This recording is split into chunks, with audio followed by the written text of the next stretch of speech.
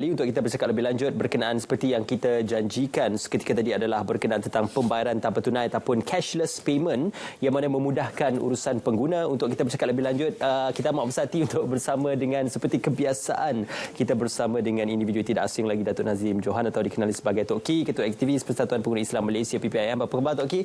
Alhamdulillah. Alhamdulillah, terima kasih bersama kami pagi ini. Juga Tuan Safril Faris Muhammad Yusof, seorang usahawan bersama kami pada hari ini. Terima kasih bersama kami. Okey Tok Ki, kita sekarang ni masuk pada zaman yang kita katakan cash itu walau berapa banyak duit di bank pun tetap bawa RM10 je dalam wallet ya. Tapi kalau kita cerita tentang modus operandi cashless payment ni dah ada banyak sekarang.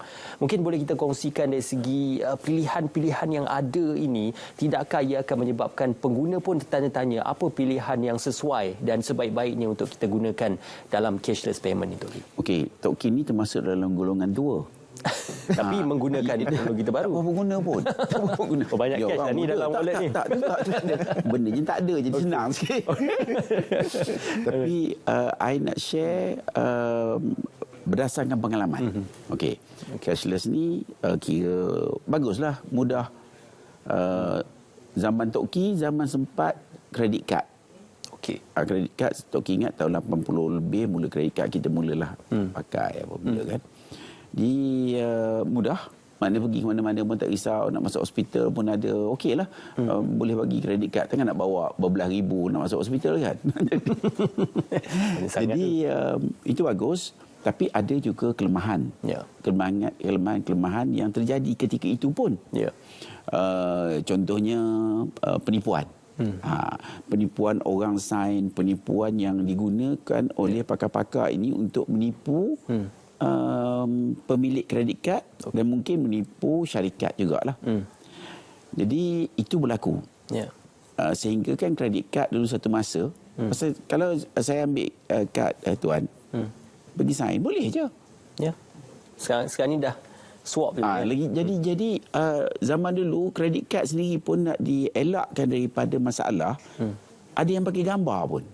Okey. Tapi masih tidak selesai.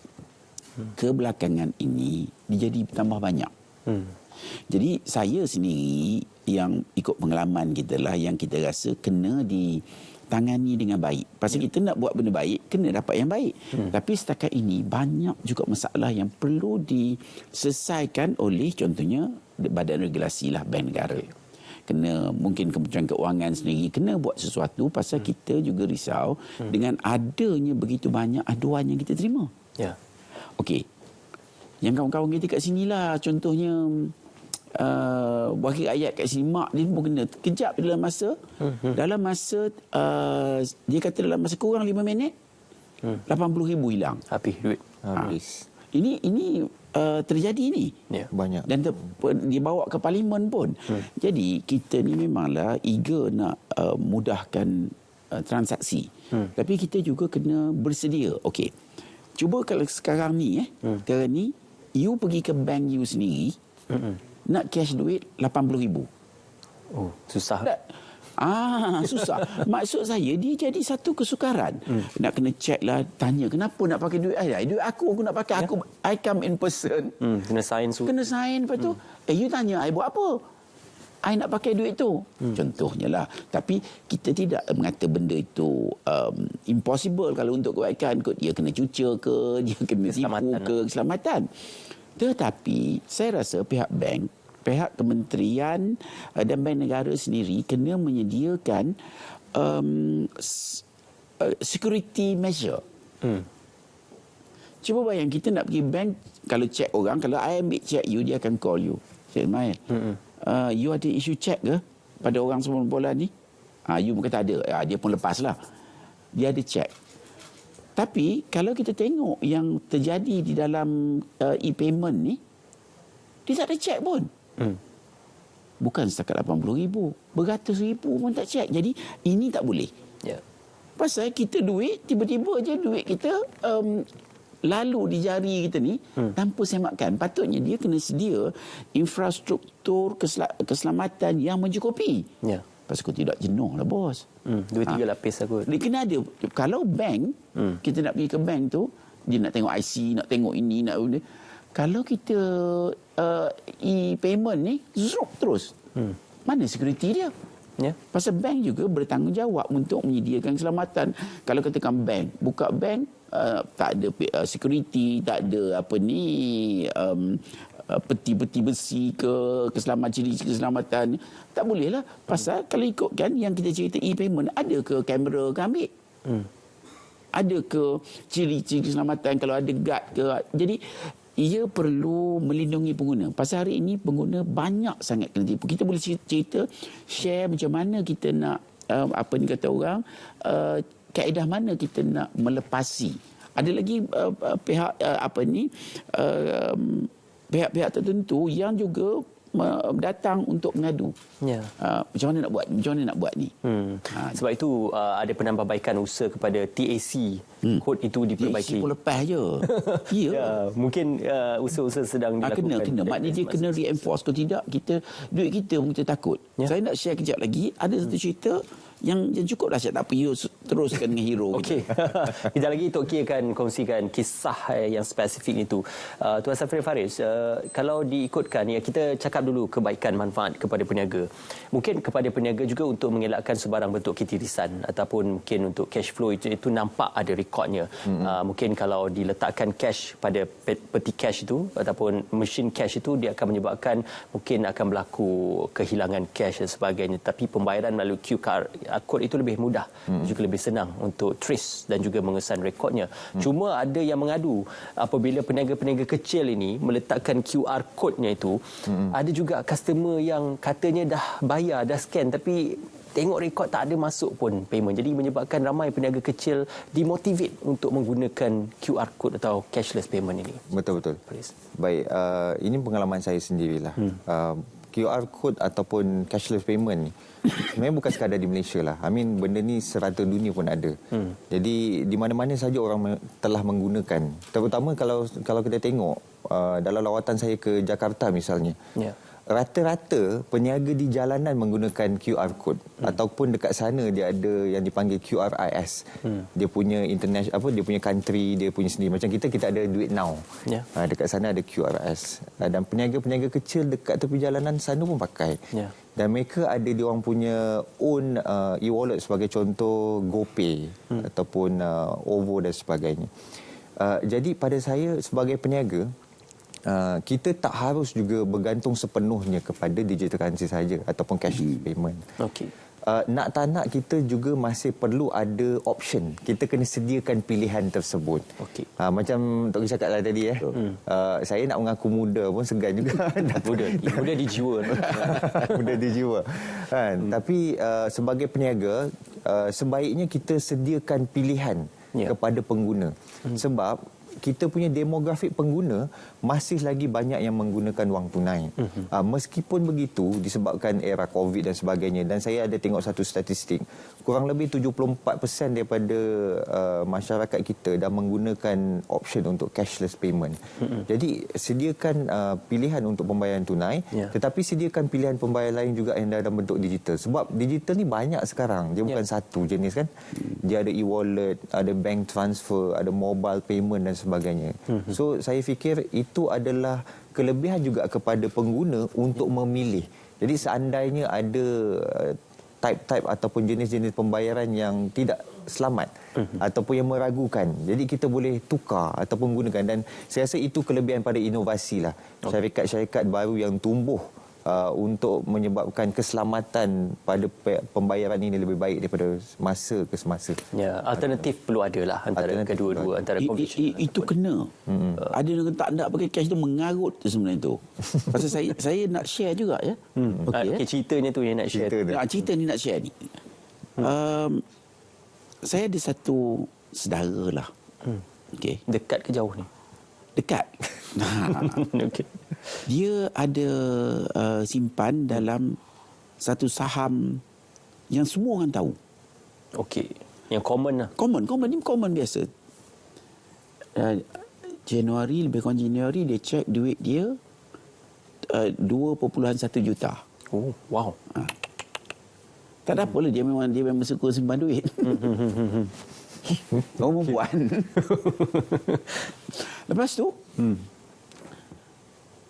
Februari lepas end tu dia check sekali lagi. Berapa balance juga? Bertambahlah kot kalau campur dividen. Kosong. Ui, Ini macam saya mana sangat boleh sedara kosong tu? pasal saya tidak bergantung pada cerita-cerita orang. Ini pasal saya nak cerita pada authority yang melihat supaya okey. kena berhati-hati dan kena make sure benda ini tidak terjadi. Siapa nak percaya kalau macam ni? Dah settle dah yang 2 juta tu. Kita cerita. Jadi dia call. Dia orang kata tak ada, we don't have your record. Ni baik, bukan main-main. Tak ada rekod Tak ada transaksi. rekod pun. Cuba ya, bagi IC tak ada. Dia pun marah, dia pergi turun. Ya. Pergi untuk check. ROC. Tak ada rekod. So nak buat macam mana? Too bad. Ini cerita betul ni, bukan cerita main-main. Tapi bukan pelaburan tu dilindungi, ada di insurans. Ini kita cerita ni. Jadi so macam mana? Kata too bad. Ini bukan cerita main-main. Dan benda ini bukan perkara mudah yang kita ambil mudah. Tak apalah orang lain. Dia akan jadi pada kita. Ya. Okey. Pasal mana nampaknya? Betul. You pakai katakan kad. Ada statement tak? Ada. Sepatutnya ada lah. Sekarang ni kalau saving account ni memang tak ada statement. Email dia lah kot. Tak ada juga. Dia tak Kecuali subscribe you kot. request. Okey. Dia tak bagi. Jadi maknanya apa yang kita nak tunjuk? Dia pun nak tunjuk apa? Okey. Pasal Online banking tak ada? dia tak bagi buku pun dah tak pakai sekarang ni. Okey. Okey, jadi tak apa kata dia. Sebenarnya saya tiap-tiap bulan saya download saya punya statement. Download statement ni. Okey. Tiap-tiap bulan. Dia kata pegawai tu berubah muka. Tiap-tiap bulan saya download, saya ada kat rumah, saya akan bawa, saya akan viralkan benda ni. Pasal saya tak ada keluar duit. Okey. Dan saya buat printing ni dekat pejabat you orang. Lepas tu dia kata, okey, I bagi you 12 jam ke? Kalau benda ni tak ada, kita PPIM lah buat kerja kan lepas tu kan. Jadi penyelesaian untuk isu tu Penyelesaiannya, dalam beberapa jam dia terima panggilan. dapat balik. Dia panggil lah, ma'am, kita dah settle case you. Duit you dah transfer balik. Apa ni? Apa ni? You jawab lah. Saya nak bank negara tolongjawab. Saya nak juga Kementerian Kewangan pun tolongjawab. Dan saya nak juga Amanah Saham ni tolongjawab. Mana boleh buat kerja macam tu? Ini kerja mengarut namanya. Mungkin Siapa duit daripada mana? Macam kalau hilang, okey. Saya boleh balik. Itu juga satu benda yang okey. tak masuk akal. Okey. Satu cerita lagi saya nak ambil daripada sudut lain, sudut ringkaskan cerita itu. okey. Berapa banyak masa? Kita tak banyak masa. Okey. Dia satu, kita juga daripada cashless ni, dia akan pergi kepada ID, apa dia panggil ID yang For ID. bukan, yang menggunakan Transaction ID. yang pakai dia sebenarnya kita ada kad kita tu. Dia boleh pakai kalau di tempat-tempat beberapa tempat di Sweden ke di mana dia pakai tangan je. Biometrik. Ada dia masukkan chip dalam ni. Dalam tangan. Dalam tangan. Lepaslah. Satu soalannya Isu keselamatan. okey ke? Dan isu agama kalau masuk dalam ni esok kalau mati meninggal, esok nak kena nak buang. kena buang. Dan satu lagi adalah apa daripada sudut agama macam mana? Pasal duit ni dia kena ada sandaran. Akad dia. Tapi nak main macam mana kalau duit pun tak nampak?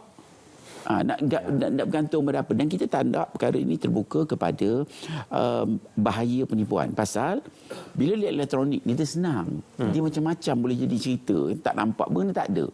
Dan kita tengok juga daripada sudut, ialah tadi sudut fatwanya macam mana. Dia menggunakan elektronik dan menggunakan ID yang tidak lagi duit ni dia kena ada sandaran. Kalau nak ikutkan kalau emas kan gold ada gold, tapi kita tengok apa jadi dengan petrodollar. Dia kena ada akadnya lah. Ya, akad satu hal. Duit Amerika cop dia backup dengan apa? Dulu ada emas, sekarang ni dah tak ada emas. Jadi ini satu benda kita rakyat Malaysia, terutama orang Islam, kena cuba identify apa benda masalah yang kalau kita nak buat, kita boleh ikut. Tapi kita pun tak nak orang menguasai kita. Okey. Itu satu benda. Yang penting enforcement itu dan juga kena cukup. kesedaran pengguna. Ya. Kalau boleh saya nak tambah sedikit je. Ini sebagai pengguna lah. Saya rasa kita pun sepatutnya bertanggungjawab sendiri. Selain daripada kita mengharapkan pihak kerajaan untuk melaksanakan security enforcement dan sebagainya, ini antara benda yang saya nak sampaikan live kepada semua rakyat. Kita sepatutnya jaga juga password kita. Benda yang sangat simple. Kadang-kadang password kita nombor telefon, kadang-kadang password lahir, lupa. Tarikh lahir. Kadang-kadang password kita tu sama. Ada 20 website, semuanya sama. Jadi bila satu website kena godam, semua website yang lain hacker boleh akses. Termasuklah kita punya financial access. Jadi ini satu benda yang perlu dititik beratkan lah. Terutama yang menggunakan telefon, ada auto save password dan sebagainya. Jadi kita perlu berhati-hati, gunakan password yang sukar ataupun mungkin kerap untuk mengubah password. Jangan harapkan sekadar security yang ada. Saya rasa berlaku ada. Tapi sekarang ni kalau tadi Tok Ki cerita pasal pakai chip dan sebagainya, kita sudah menggunakan telefon bimbit untuk membayar, menggunakan smartwatch juga untuk membayar. Ramai yang kata ia lebih mudah kerana kita tak perlu nak susah-susah keluarkan duit di bank, ATM, risiko dirompak, dicuri dan sebagainya. Jadi sebenarnya cashless payment ni dia lebih mengurangkan risiko. Apa pendapat Tuan Faris? Saya bersetuju di sudut itu. Contohnya bila kita ada satu store, retail store sebagai contoh, kalau kita ada transaction 5 atau 6 angka atau 7 angka satu hari sebagai contoh, cashless payment membolehkan kita untuk mengurangkan kadar kos operational. Jadi kita tak perlu nak hire security van untuk datang pick up money untuk bawa keluar dan sebagainya. Dan bagi pihak account juga memudahkan mereka untuk membuat account dan juga audit kemudian, kerana tidak mungkin salah dalam kiraan dan sebagainya. Itu sangat membantu sebenarnya daripada sudut pengusaha. Saya nak kasih chance sikit lah untuk pengusaha ni ambil kesempatan sikit, walaupun kita tahu security banyak. Sebagai pengusaha juga sebenarnya ada baiknya juga, bukan nak cakap semua buruk. Sebab sebagai peniaga kita mesti dan wajib mengambil kesempatan juga di atas kelebihan digital payment yang ada. Sebab bila kita cakap tentang perniagaan, sales, apa yang penting adalah bagaimana kita boleh terima wang dan bagaimana kita boleh memberikan produk ataupun perkhidmatan kita. Jadi pada tahun 2022 lebih mudah kita memberikan cara untuk pelanggan kita membayar kepada kita, lebih tinggi perniagaan kita dan banyak cashback. Banyak peniaga dia lebih mementingkan apa yang convenient untuk dia. Tapi pada pandangan saya, kita juga perlu pentingkan apa yang convenient untuk pengguna. Itu akan meningkatkan sales dan perniagaan kita akan bertambah naik dengan menggunakan digital payment lah. Okey, sebenarnya banyak ganjaran kalau kita gunakan cashless payment ini. Ada cashback, ada ganjaran-ganjaran, voucher dan sebagainya. Nak dilindungi saja. Dilindungi dan keselamatan. Jangan kita pasal benda yang tak nampak kan. Betul. Benda tak, dan mungkin contohnya lah, okey, you kena ada bagi statement. On request ke, atau maknanya you nak atau tak nak. Kalau dia orang kata kena jelas, selamat paper. Tapi kita kena beri option ini kerana sebenarnya rupanya di luar sana yang bengong ni masih ramai. Ya. Ada seorang ni dia bekerja kat syarikat lawyer, dia masukkan duit. Dia transfer DPF 200,000 lebih. Lepas tu dia main lupa, 2-3 hari lepas tu dia check dah tak ada duit. Masya-Allah. Itu mungkin silap dia pasal dia kata kad dia hilang. Kad dia tengok dalam beg tak ada. Tapi password dia, mungkin dia bawa password birthday dia. Tapi siapa yang beritahu, siapa yang dapat tahu yang dia ni ada duit macam ni. Jadi benda ni banyak faktor. Jadi kita kena mendidik pengguna, itu perlu dididik kalau nak buat lah, dan perlu mendapat persetujuan sebelum ia dilaksanakan. Contohnya daripada sudut agama lah, saya risau pada sudut agama ni pun yang kita kena tentu. Maknanya pembayaran ini sama digital currency ni macam mana. Dia interface with digital ID. Itu pun kita takut esok orang boleh menguasai semua. Pasal kalau kita dikuasai, kita kalau tengok sains punya development, sampai dia boleh menguasai apa yang kita nak buat. Dia kata they know us better than we know ourselves. Apa yang kita nak? Cuba you bayang. InsyaAllah nanti kalau ada segmen lain kita cerita pasal cryptocurrency pula.